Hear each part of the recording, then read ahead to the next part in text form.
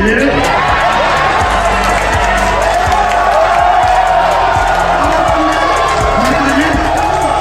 Anies, saya tidak punya apa-apa. Saya sudah siap mati untuk negara ini.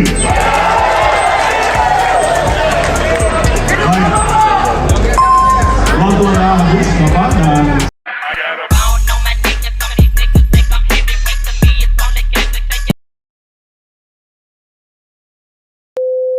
Cawapres nomor urut 2, Gibran Raka Buming Raka mendapatkan sorotan atas gerak-geriknya saat mendampingi Prabowo Subianto dalam debat Capres Perdana di kantor Komisi Pemilihan Umum, Menteng, Jakarta Pusat, Selasa, 12 Desember 2023, malam.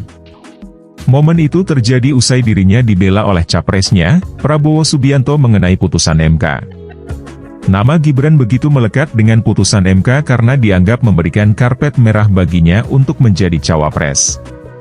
Adapun putusan MK soal batasan usia capres-cawapres memuluskan langkah Gibran untuk maju di Pilpres 2024. Namun, rupanya putusan MK tersebut bermasalah setelah Ketua MK kala itu, Anwar Usman, yang juga paman Gibran, dicopot lantaran dianggap melakukan pelanggaran etik berat. Pak Prabowo daftar ke KPU setelah MK lalu ada MK bilang keputusan itu ada etik. Setelah ada pencalonan salah setelah etika, apa perasaan Bapak ada pelanggaran etika? Tanya Anies. Jadi, Mas Anies, memang sewaktu perkembangan politik itu ada beberapa segi perspektif. Jadi, tim saya, para pakar hukum yang mendampingi saya, dari segi hukum enggak ada masalah, jawab Prabowo. Intinya adalah, keputusan itu final dan tidak bisa diubah, maka saya lanjutkan. Kita bukan anak kecil, Mas Anies, kita juga paham. Intinya rakyat yang putuskan.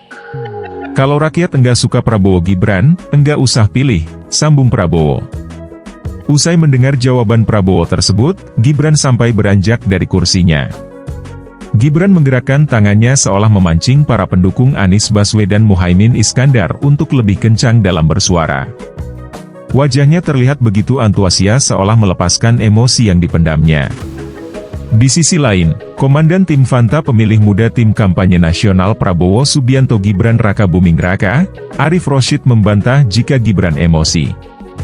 Arief mengatakan cawapres nomor urut 2 tersebut bukan terpancing emosinya, melainkan sedang membangkitkan semangat pendukung ketika Prabowo menjawab soal putusan Mahkamah Konstitusi.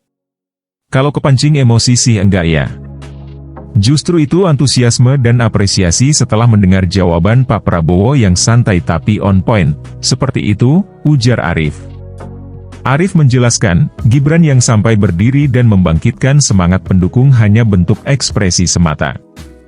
Dia menyebut Gibran ingin mengajak penonton tepuk tangan dan mendukung Prabowo yang sedang berdebat dengan capres lain.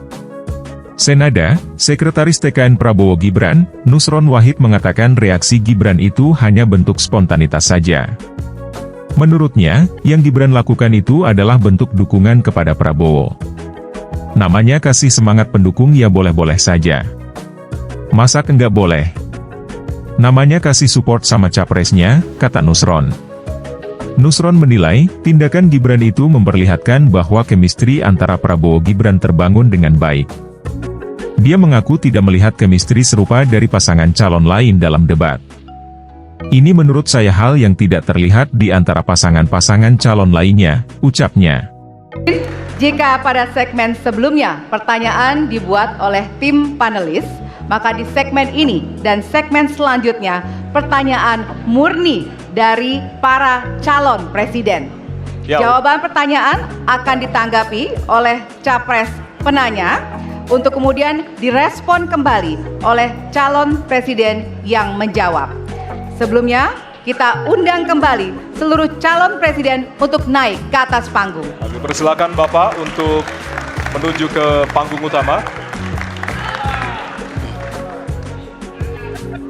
Ya, dan untuk segmen ini, kesempatan pertama akan diberikan kepada calon presiden nomor urut 1 untuk bertanya kepada calon presiden nomor urut 2. Dan waktu Bapak 1 menit dimulai dari sekarang.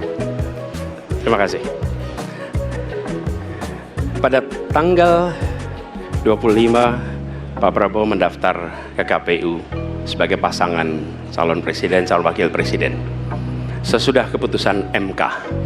Dan kemudian di MK dibentuk MK yang hasilnya mengatakan bahwa terjadi pelanggaran etika berat yang menyebabkan keputusan yang dibuat oleh MK secara etika bermasalah. Kemudian Bapak punya waktu sampai dengan tanggal 13 November, karena di situ adalah waktu terakhir untuk mengambil keputusan bila ada perubahan. Sesudah Bapak mendengar bahwa ternyata pencalonan persyaratannya bermasalah secara etika, pertanyaan saya, apa perasaan Bapak ketika mendengar bahwa ada pelanggaran etika di situ? Baik, waktunya habis. Kami berikan kesempatan kepada calon presiden nomor urut 2 untuk menjawab selama 2 menit. Waktunya dimulai dari sekarang. Jadi Mas Anies, ya memang suatu perkembangan politik itu ada beberapa segi perspektif, ya. Jadi tim saya, para pakar hukum yang mendampingi saya menyampaikan bahwa dari segi hukum tidak ada masalah.